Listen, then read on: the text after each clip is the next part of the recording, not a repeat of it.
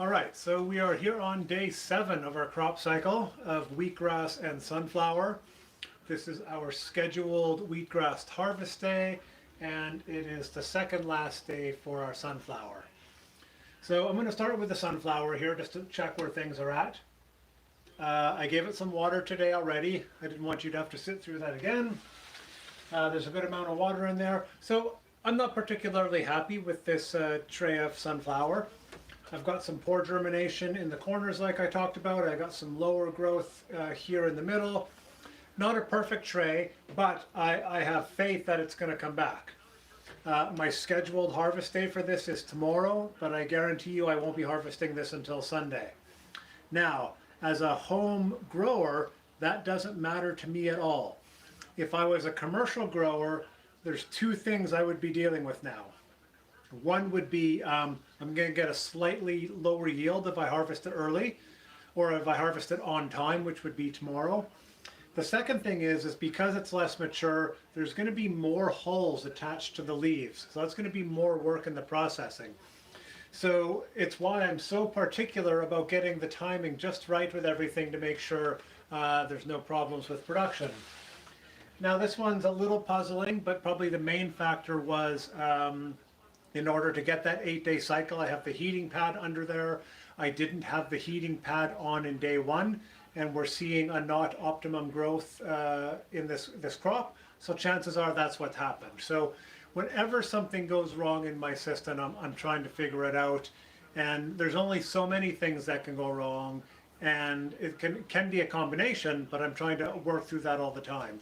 And often what it means is just paying better attention when I'm sowing more than anything. So this crop, once again, I'll check on it tomorrow, but it's now probably going to shift from a Saturday harvest to a Sunday harvest. So we're going to extend the cycle from 8 days to 9 days. Okay, let's move over to our wheatgrass. So our wheatgrass is a nice looking crop. I did post a time lapse already, which is just the last 7 hours of growth here. And you can see it doesn't seem to grow as quickly as it did when I posted the time lapse from 72 to 96 hours, but it's still putting on some growth. So our crop is about 6.5 to 7 inches tall. You can see it's nice and lush and uniform. We got really good growth throughout. Now it's a tiny bit smaller than I would like, and in what I might do in another situation is leave this another day. But I want to harvest this now. I'm not as worried about yield. Our last tray, which we harvested last Friday, had 400 grams. So we'll see how this one compares. I think in this one we're going to end up in the realm of about 350 to 375. So I do have my scale out. What I try to do is keep track of, I try to keep track of all my production. So this isn't, oh, did my scale just die? No, there we go. I don't do it in nearly as much detail as I do for a commercial system, but enough just so I have a good sense of what I sowed, when I sowed it, what my yield looks like, things like that. Now, as I talked about before, and as we saw before, I had another crop underneath these guys, and that's if I want to do 2 harvests a week. And right now, for both wheatgrass and sunflower, I'm not actually going through that much. 1 tray of each is actually lasting me about a week. And that's having a sunflower shoot salad every day or every other day, and doing a shot of wheatgrass every day. And with both of those, maybe missing the odd day. So I don't want to have too much production because I don't want to produce product and have it go to waste. So I've just scaled back. As the weather warms up, if I want to save a bit of money, I'll start producing a little bit more. And I've also been a little busy, so eating a lot more pasta and a lot less salads. Okay. So what we're going to do is just a quick cutting of this guy. We're going to cut it and put it into the scale just to weigh it, and then we'll bag it and put it in the fridge. I do have here my next batch of wheatgrass sowing. So now that I'm harvesting this one and I know it's going to last about a week, I've got my other one ready to go. So I'll sow that, I'll prep the tray and do that afterwards. We won't go through that part again, but it's important to see, like, this cycle is ending, the next cycle is starting. And these just repeat themselves. And that's the same whether you're a home grower or a commercial grower. You're just going from one cycle to the next. Sometimes the end of one cycle is the beginning of the next, and other times there's overlap if you're doing multiple harvests a week. So that's what we're looking at here now, is we're shifting from multiple harvests a week to a single harvest a week. So we do our sowing at the same time as we do our harvest. So another thing I did a little early was sharpen my knife. As I talked about before, you want a very, very sharp knife to do your harvest. You don't really want to do scissors either. Scissors, they tears the end of the wheatgrass or the shoots and causes them to break down a lot quicker. So the knife is really crucial for getting a good cut.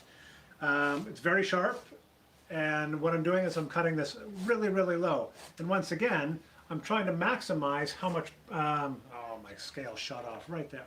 I'm trying to maximize how much I get out of this. Oh, it's got to tear that.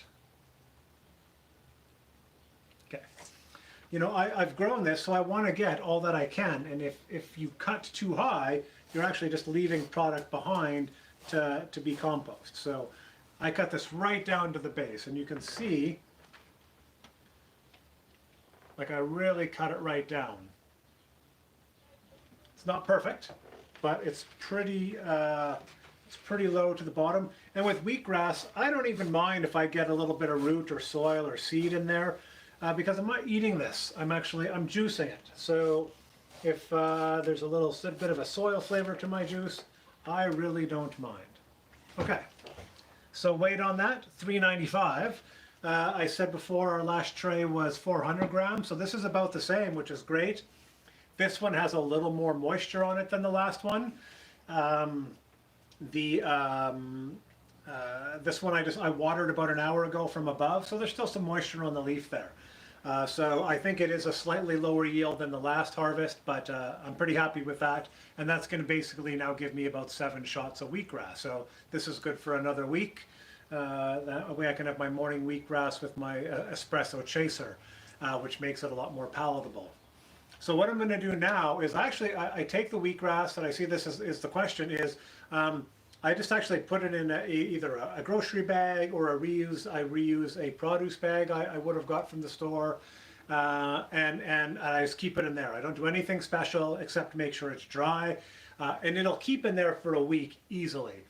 Now with wheatgrass, the wheatgrass purists say you should cut it and juice it all the time. Like, the fact that I'm cutting it and bagging it would drive some wheatgrass folks crazy.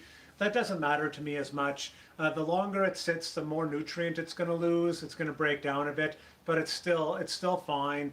And in order to cut it fresh all the time, I need a very cold place to put this tray, or it's going to keep growing. And I don't have that space. So cutting it like this and storing it in the fridge is definitely the best way for me to do it. And I'm not a wheatgrass purist. I can barely stand the stuff. However, I feel very, very good when I take a lot of it. So there's an advantage in that. So that'll go into That'll go into a bag and into the fridge. This is going to go into my compost. This stuff gets put away, and then in about an hour or so, I'm going to soak these seeds and start the next cycle. So we're just doing this again and again. There's not a lot I have to do here. What I'll do now as soon as I harvest these sunflower, actually I'll do it now, even though it's not a lot of energy use, I don't need to have 2 sets of lights on anymore. So this now shifts this way, and I don't have a switch on these lights, just the way they're set up. So I think it is, oh, wrong one, that one there. So now what I do is I just unplug these lights from the power bar. So the lights, the front light now still comes on and off automatically, as does the heat mat. Now if I wanted to, if tomorrow was my commercial harvest day, I would do 2 things. I would leave the light on a little longer. Right now it shuts off at 8 o'clock. I would probably leave it till about midnight. So even though plants need the dark, they need that rest period to grow, what I'm doing is giving the plant more energy. So, and it's going to keep it a little warmer in here, and I would keep the heat pad on as well. I'd probably keep the heat pad on all night. I've just given it water, it's getting extra light and heat all night. That's going to give it a good flush of growth. And we've taken a crop from the day before harvest that barely looks like we're going to get anything, and with good water, good heat, and good light, really turned it around in one day. Now, that's very difficult to do. It doesn't always happen, which is why I really focus on the germination in the early parts of the process. But if you are coming up to a harvest and you do need a good yield, then you should really be doing anything you can to get the production you need. So that's it for today. We've harvested our wheatgrass. Our sunflower is going to continue on the slightly longer cycle. And hopefully, having seen how that goes with a full cycle, you get a sense of what the crop should look like. I am going to be picking up some different types of seeds, so we'll do this with a few different crops. And I'm just getting things ready as well for the experimentation series, which we'll get going soon. So hopefully that gives you a little bit of insight. Just one more question here. So we sowed both of these last Friday, and so Saturday, Sunday, Monday. So Monday evening is when we uncovered the wheatgrass, and then it was Tuesday evening when we uncovered the sunflower. So sunflower spent 4 days covered up, and the wheatgrass spent 3. So 3 days covered, 4 days in the light. This one's going to spend 4 days covered, 4 days in the light, though in this case we're probably going to extend it to 5 days.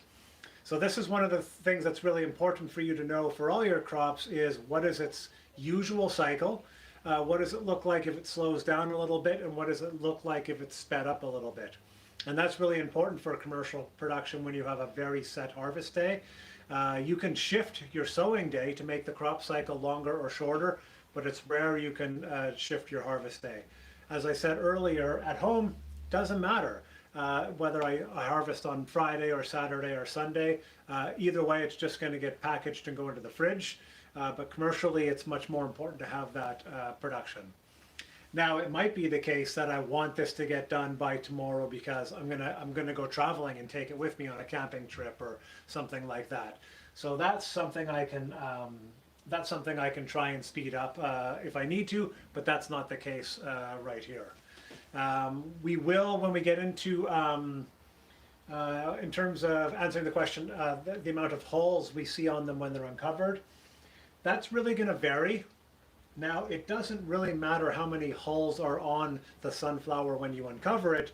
It matters how many hulls are on there when you do your harvest. Now, so often when I uncover, about half the hulls, even 3/4 of the hulls are still on there. It's really, the leaf comes up, and then it's when it opens up that it pops the hull off. So some of them do pop off still when it is uncovered, but often they're still attached. And then quite quickly they pop off because what happens is the leaves open up, and as they grow, the shells pop off there quite easily. So there's quite a lot of hulls on here. I can see that. I'm not very happy about that. But for my own home production, it doesn't really matter. For a commercial production, this could be economically devastating because it can almost double the amount of time it takes to harvest sunflower. So much work can go into removing hulls. Not everybody removes the hulls when they sell their sunflower, but you can't have a salad in a restaurant going out with a hull in it. It's just no good. So if you're curious, there are I have images on. I'm trying to think where the images are. I do have images of a bunch of sunflower crops that are recently uncovered, and you can see some variation in them. I can see some really crops that are really behind that have lots of hulls on them, and some that grew really well were uncovered late that really a lot of the hulls have already popped off. So it can really depend on the cycle and when you uncover and on the lot of seed. Some lots of seed, they stick really well at all points in the cycle, and other lots, they just pop off. And these are probably just genetic characteristics of that lot of seed. Could have to do with how they were grown. There's too many things as an option there that would be hard to tell why that it does that. Okay, so that's it for our wheatgrass. Sunflower we'll revisit on Saturday and Sunday, and hopefully you found that useful.